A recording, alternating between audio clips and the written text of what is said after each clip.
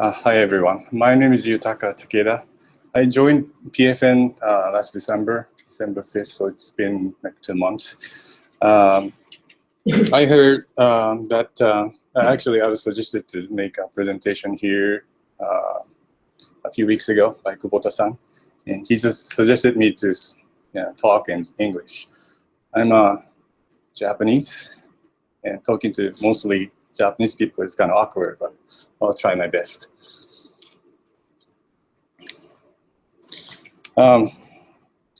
So this is my kind of quick career experience.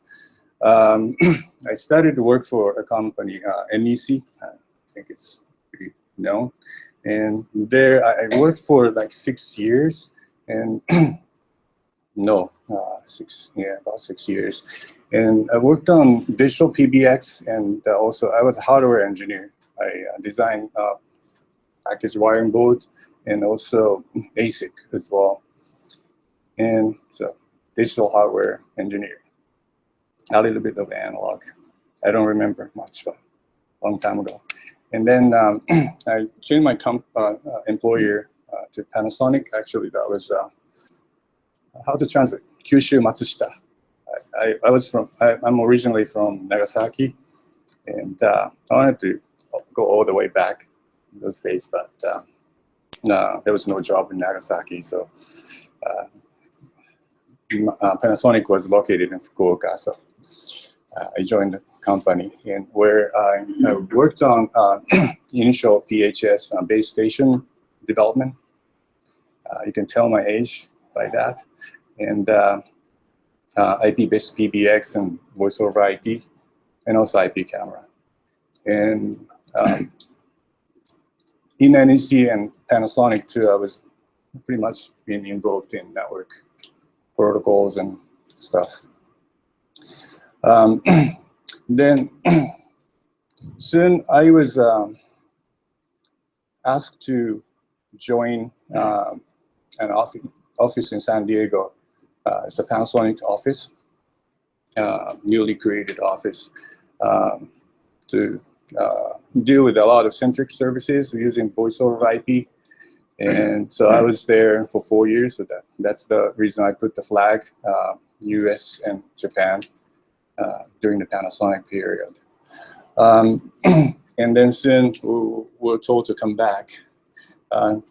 At that time, I had a small kid, and my wife is Canadian, and she didn't want to raise the kid in Japan. So she asked me to switch job. So I was looking for a job. And then Sony Computer Entertainment hired me. I was pretty lucky, which was located in Foster City, California. And I joined research and development team in Distributed Network Technology Group. It's pretty interesting. I worked on a lot of network SDK development, peer-to-peer, and also you may know NAT/Traversal issues, peer-to-peer connectivity problems. And then soon mobile smartphones came out in the market. I was pretty interested in that. And lots of my friends from Sony was actually working with NG Moko DNA. So I was invited to join this company. And I've worked for that 6 years and worked on game, client and server SDKs. And last position was server development as a director. Unfortunately, DNA shut down the Western office, so I had to look for another job. And then luckily, I was able to join PFN. So that's unfortunately, I don't know much about AI, although it really fascinates me. We'll talk about it. And I heard that this presentation is the self-introduction, so I added some personal. I'm sorry, so I was skipping to the next one. Let me go over this one. I already mentioned I was born in Nagasaki and married with a Canadian. I met her in Fukuoka when I was working for Panasonic. I have a 17-year-old daughter, who doesn't speak Japanese, unfortunately. I was coming home late, so she didn't have a chance to learn Japanese. And until she was born, I was a drummer. I was playing drums 15 years. I no longer play. I wish I could. Now playing acoustic guitar to satisfy my desire to play some music. Not very well, but trying. I used to play table tennis when I was in middle school, so if you play tennis, table tennis, please ask me to play together. And I like shochu. Yesterday, I had a little bit shochu with Hasegawa-san and Fukuda-san and Sakaguchi-san. It was very delicious. Oh, you don't? Ah, okay.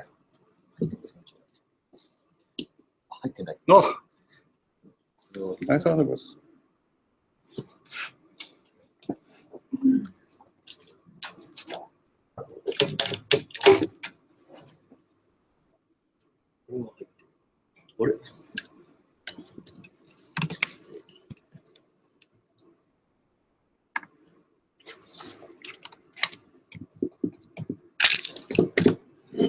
Oh,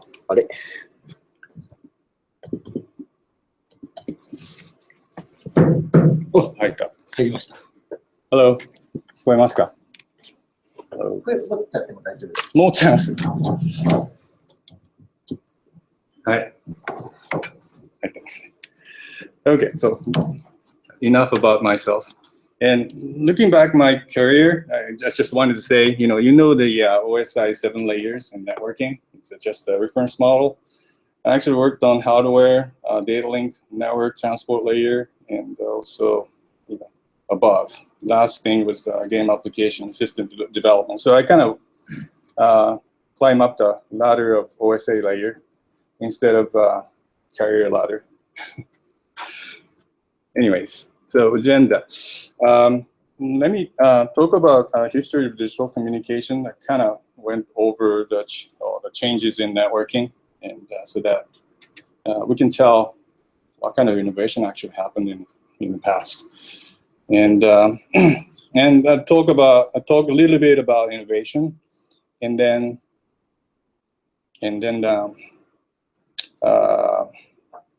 what we can do with AI in networking. Sorry, long time ago. Well, it's still present in our current market, but we had a circuit switch and packet switch. The packet switch was just emerging, and circuit switch was used for telecommunication, PBX, telephone switching system. The network topology is very similar, but circuit switch was based on TDM, time division multiplexing, and obviously constant bit rate. For voice, usually 64 kbps. And most of those were standardized by ITU, used to be called CCITT. Well organized, lots of documentation, very complex, but the progress was very slow compared to the other one, data network. Data network is obviously packet switching network. The packet has labels called header, and based on the header, it will be routed to the destination. It's usually variable length. It's called packet, and most of the protocols are defined in IETF, which is very open. There's no membership. Well, if you join the mailing list, you become a member. So anyone can join if you're interested. And of course, variable bit rate. So this is the telecom versus data networks, kind of trying to put together so that we can tell how things went. Lots of things happened. I kind of tried to put them together so that I can talk about what I have seen. So this is more of my perspectives. Other things happened. In the beginning, early 90s, PBX was already digitalized, and then the ISDN was in development, and so telephones are having a lot of features based on ISDN. ISDN usually had a 2B plus D, 2 voice channels plus call control channel, and he was able to do a lot of sophisticated things. At the same time, data network, you can think of it as internet. Main cable was 10 base 5. Probably you have never seen. It's a coaxial cable. It was not twisted pair cable. 10 megabit per second, and that was within LAN. Internet speed was way slow. We were using what is it called? Dial-up things. That's the area. And in telecommunication, there is a protocol called ATM. That was a big thing. Everyone who was making PBX was thinking that the ATM is the next thing. So we all investigated ATM, tried to build something with ATM and all that kind of stuff. Well designed, sophisticated. Lots of bitrate was supported, and for voice and data integrated. But Ethernet side, data communication side, was the speed of it was getting faster and faster. When ATM proposed ATM 25 megabit per second, it's called ATM desktop. The Ethernet was already 100 megabit per second. At that point, ATM forum was in crisis, and a lot of people withdrew from the forum. And after that, I didn't know what actually happened, but nothing much actually happened, I think. In those days, PBX needed to do something, and it came up with an idea of hooking up the internet. PBX is a very, it's a hardware, it's dedicated hardware switch, and it had no kind of programming interface.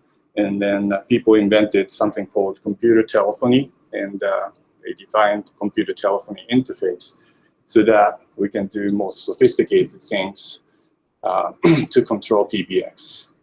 Like call center was one of those applications, IVR system. Those things kind of came up in those era. During the time, H.323 by ITU was standardized. At the same time, almost at the same time, slightly later, SIP, Session Initiation Protocol, came in. It was defined in IETF. Process was very fast. So a lot of people worked on H.323, but more people actually started to work on SIP. And then Cisco telephone came in and all that kind of stuff.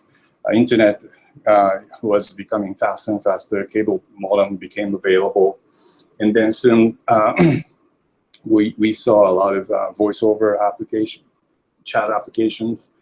And peer-to-peer stuff came in, and the cloud era started.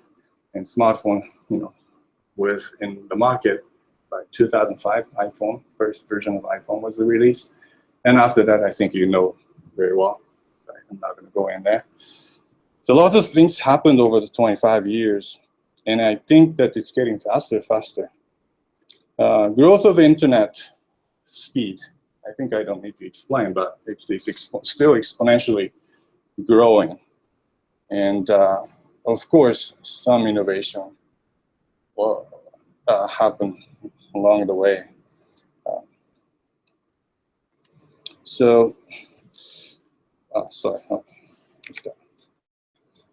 Network convergence actually happened after 1995.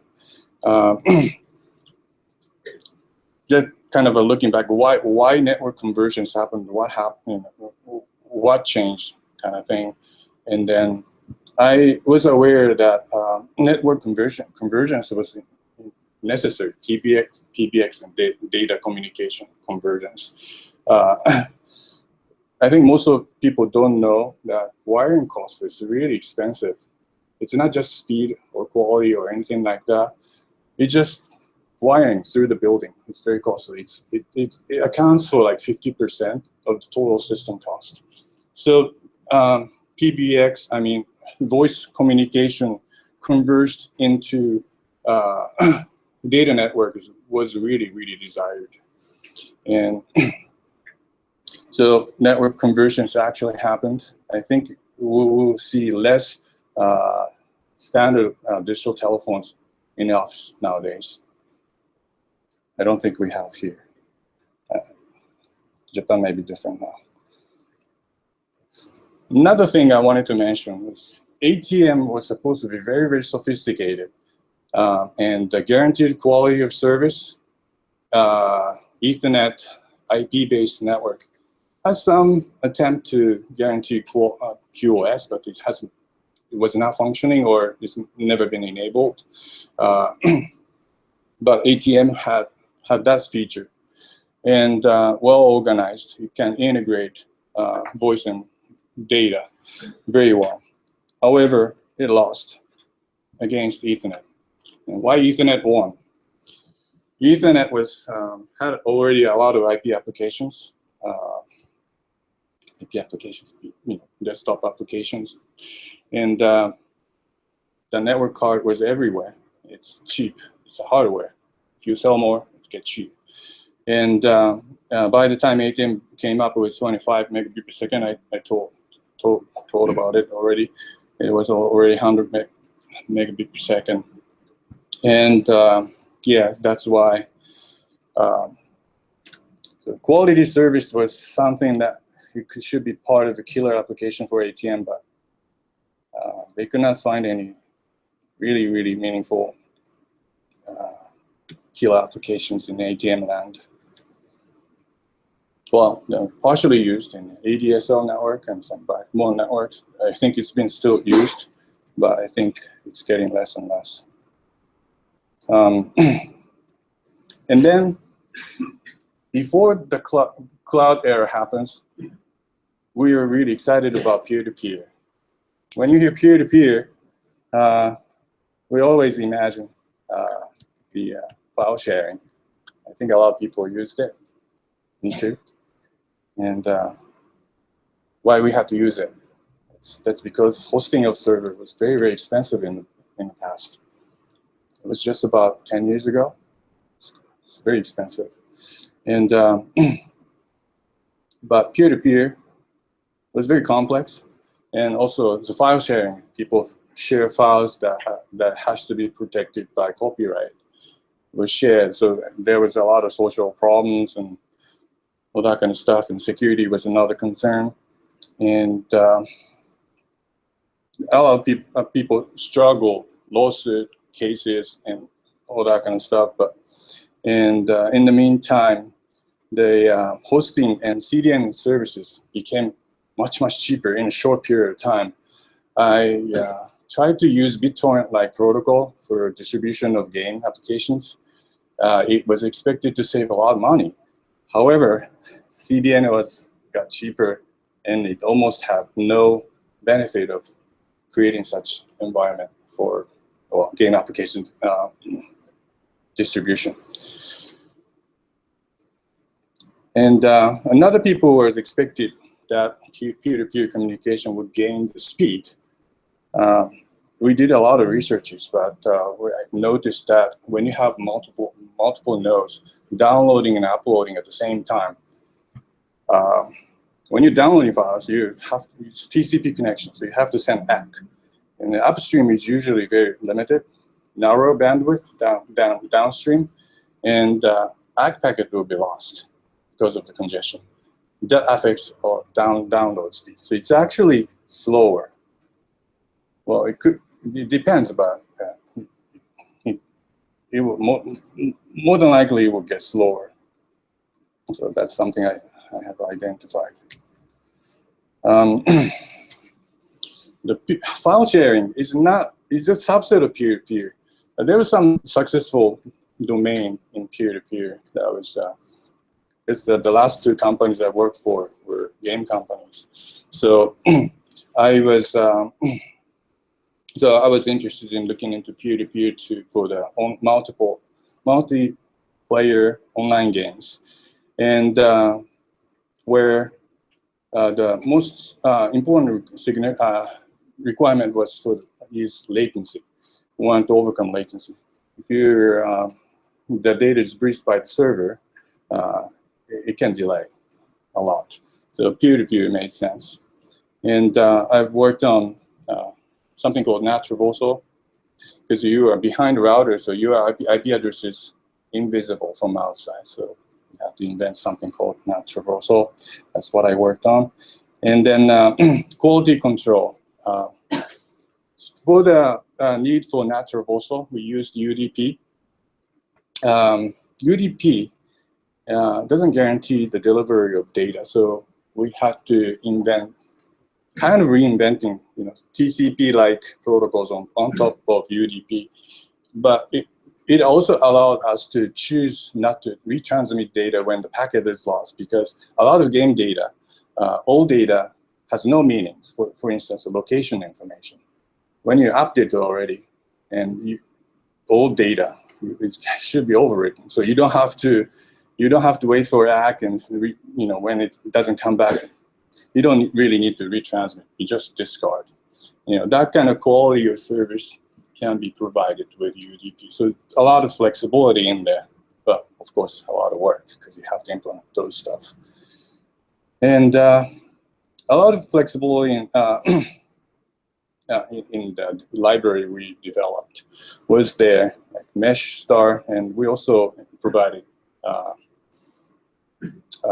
distributed hash table, like Cord. Cord was the protocol we implemented. We thought about Camdelia and other protocols.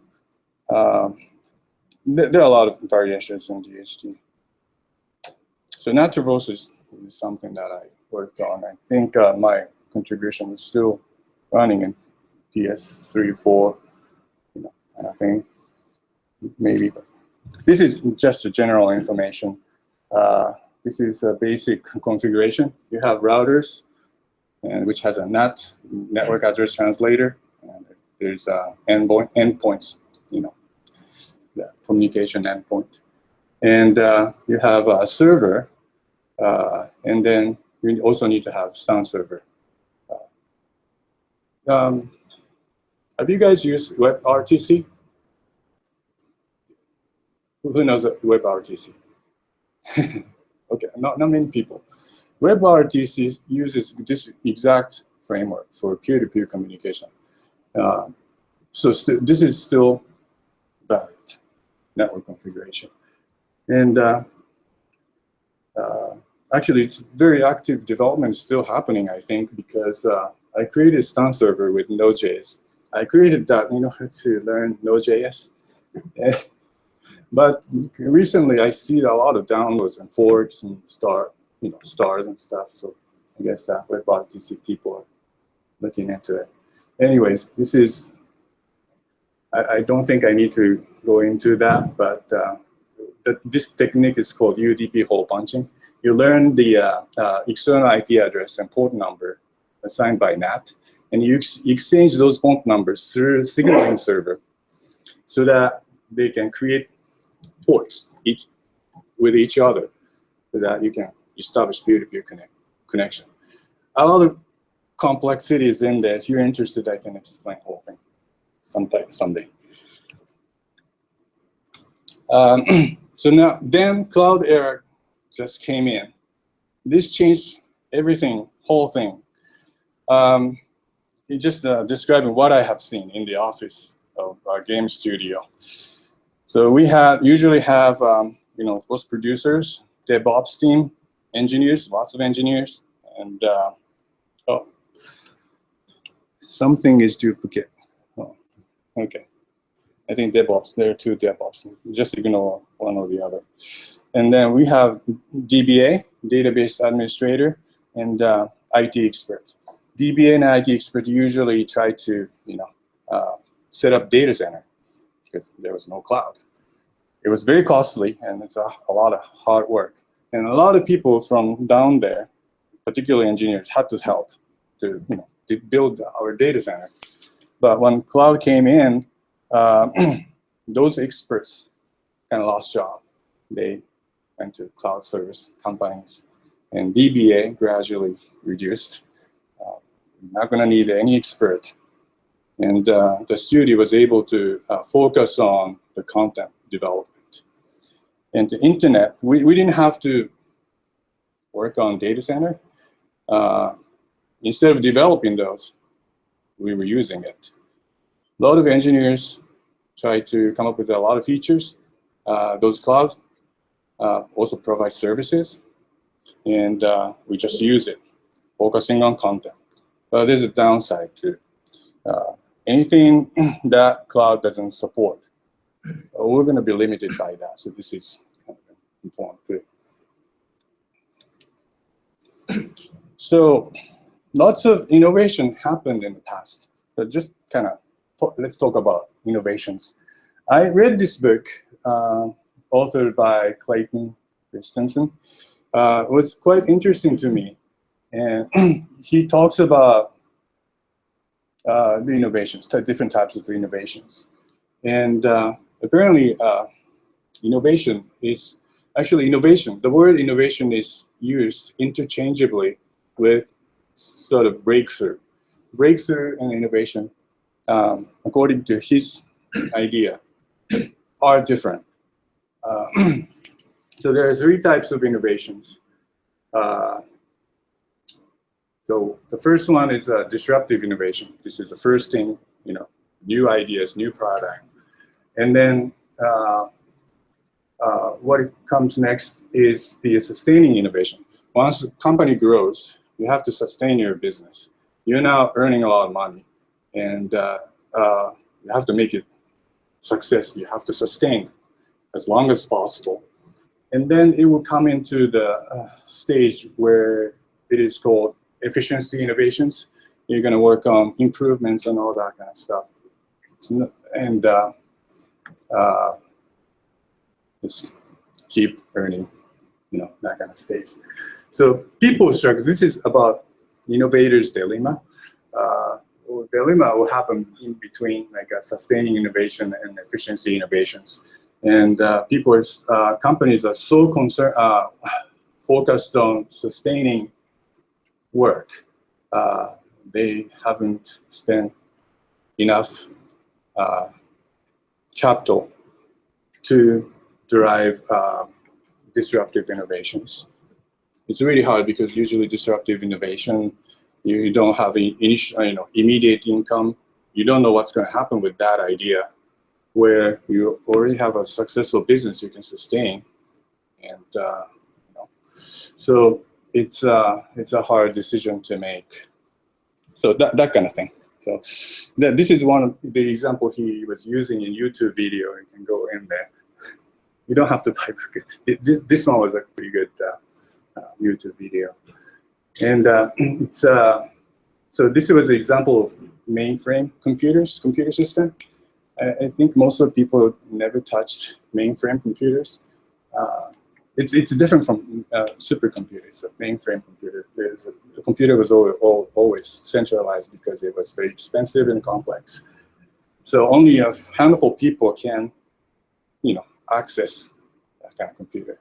Everyone else was using a dumb terminal and logging into that and do some work. That was normal.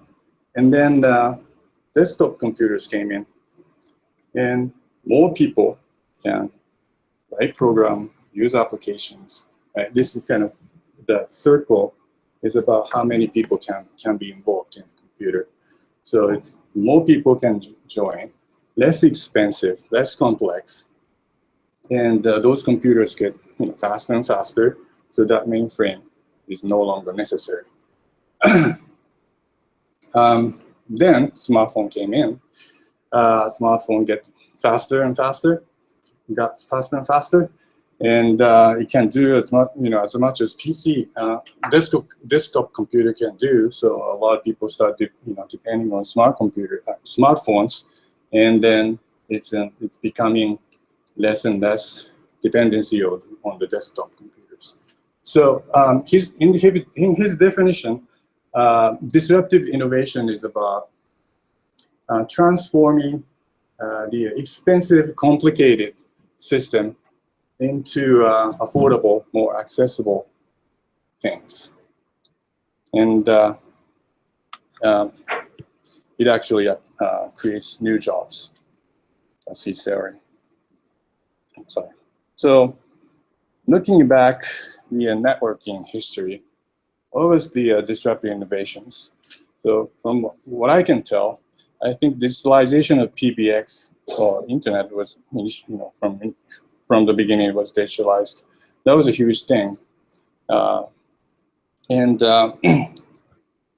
Voice video over internet was pretty crucial in convergence era. I was really interested in voice over IP, and one company was showing a demo. It was putting voice data onto Ethernet frame directly. It was not using IP, and then showing the telephone communications. And I was so excited about it, and I told my boss, "This is it. I want to work on this one." And then my boss came back to me and said, "No, there's no quality guaranteed. We already have a very good PBX system, and there's a lot of problems. Echo isn't going to be a problem. Delay is going to be a problem. There's a jitter and all that kind of stuff. So it's nonsense. It's just a toy. That's what I was told. But in a few years, he was actually working on voice over IP. So, anyways, it was very disruptive. Mobile internet, of course, and cloud services, that changed how the Office application was being. So this is huge, a bit slightly different from networking, but cloud was kind of huge. And Internet of Things, this is, I would say, kind of in progress. I think Internet of Things, the word itself was very overloaded, but I think a lot of innovation would happen here. And recently, since I joined PFN, I was closely looking into software-defined networking. IP network, it's everywhere, but the configuration of those was still complex. I think there's something we can do, but internet community already trying to build something called software-defined networking. All the network components are virtualized, and there are APIs, a few APIs defined in there. We can innovate. So this will be disruptive innovation. SDN, I don't know though. Some people says that that's just a buzzword. I haven't seen the numbers, how the SDN has been kind of getting into the market, but this is a potential. So now here, I'm right here. So now, what can we do with networking? Using our core competency of deep learning. And we cannot talk about much about it. This is going to be public information. So, but I think there are a number of areas we can apply deep learning and networking. One thing is obviously distributed network computing. We're working on it. And network anomaly detection. Some of the work already done by Doi-san and other people. And eventually, one other thing is internet cybersecurity. This is kind of involves network anomaly detection as well. And eventually, I think the network will be smarter, and network itself is going to self-drive. That would be fantastic. There's no complex settings will be needed, and self-monitoring stuff and sending alert when it's necessary to a human. That would be the ideal. I think anything could happen. And so in order to do that, we may want to look into AI-based packet routing. packet routing is a very complex protocol. There are a number of protocols that supports the routing, which may be helped by AI. And one other thing I was thinking about was that a while ago, when I was working with graphics team, where there was the person named Craig Reynolds, who kind of invented flocking algorithm for the game. It's now known as swarm intelligence. A very simple algorithm, and but it kind of present very complex behavior of the swarm. When I think about it a little deeper, this is something we can apply reinforcement learning. So maybe we can design this very simple system to perform very complex tasks using something like that. I don't have a clear idea, but I think this is something very interesting to me. There are a number of other ideas, and I'm pretty excited about it. My presentation is complete. I'm still learning deep learning, but I was really passionate about networking, and since we saw a lot of innovations in the past, a lot of changes happen, and I think there are a number of things that will happen in the future too, and I think AI will be the significant key for the innovation. So let me work together with you. Thank you.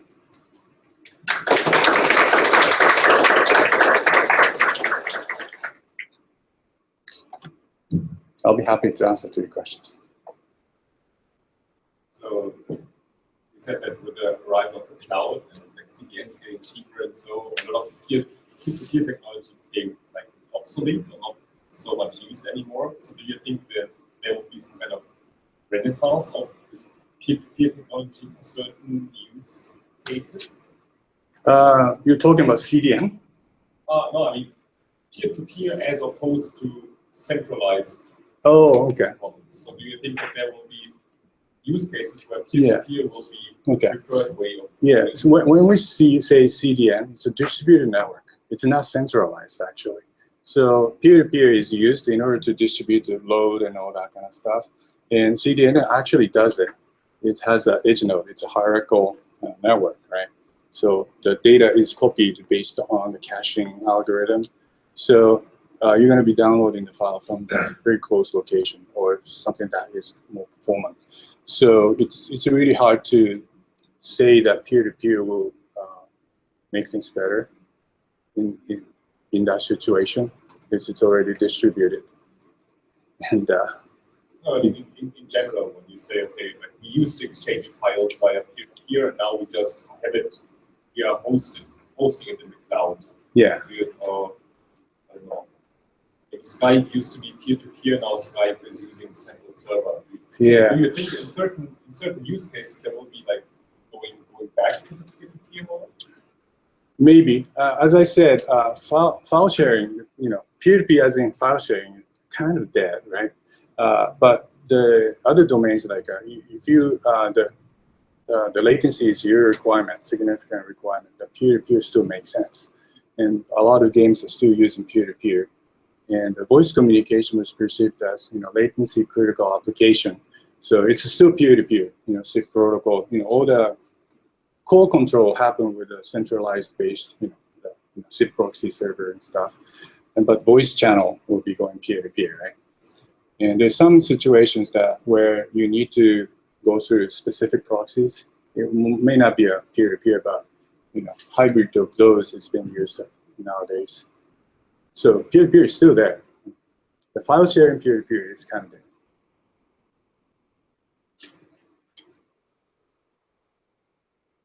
Anyone else?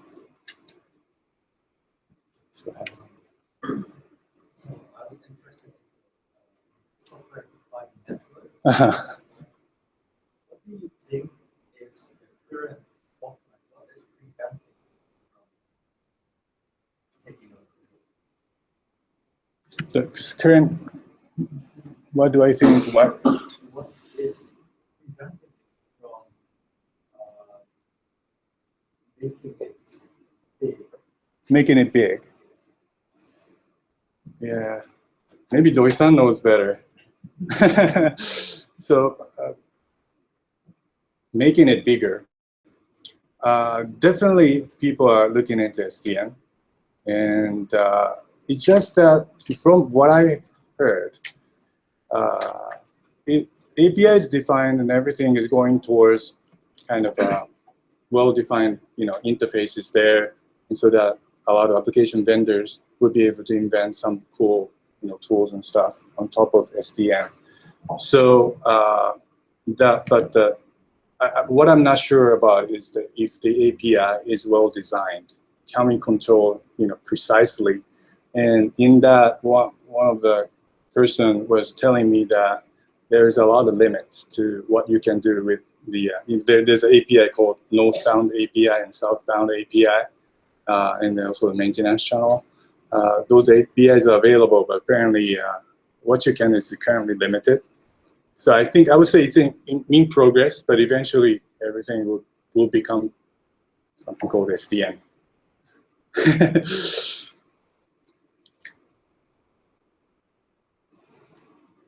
I don't know if that was the right answer. I haven't looked at the API yet, so that's what I heard. Anyone else?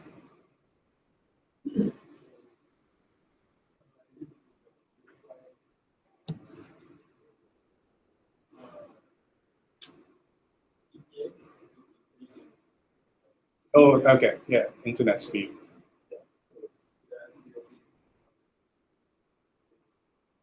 In the future, still linear with or also other things or focus on wireless place. Yeah,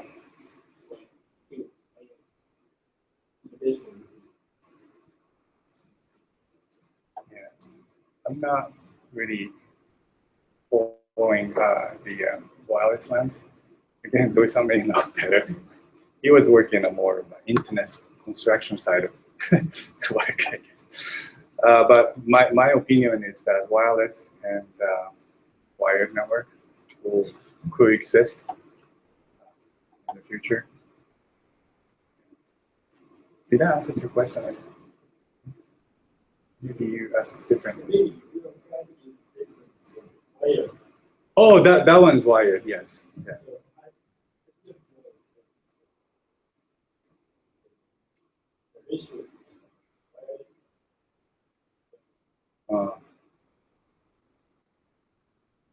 The future.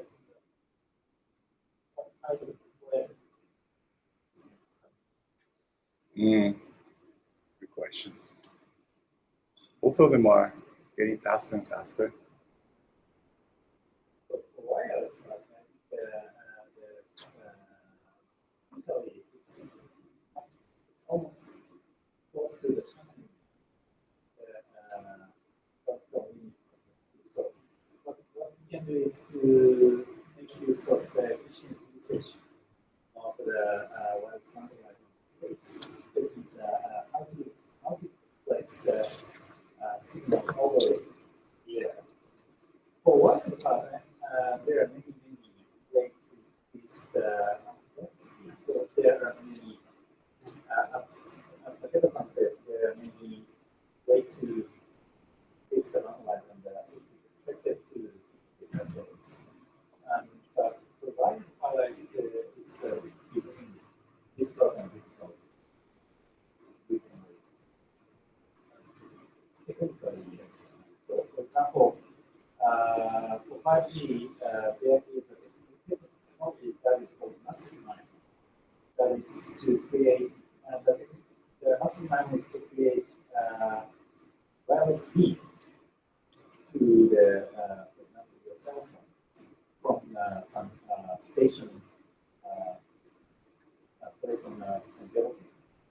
So to make best, otherwise, you have to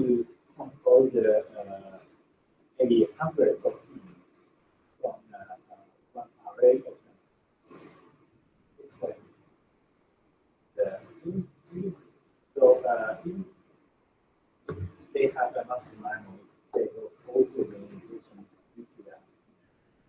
Because it, yeah, possibly very, very.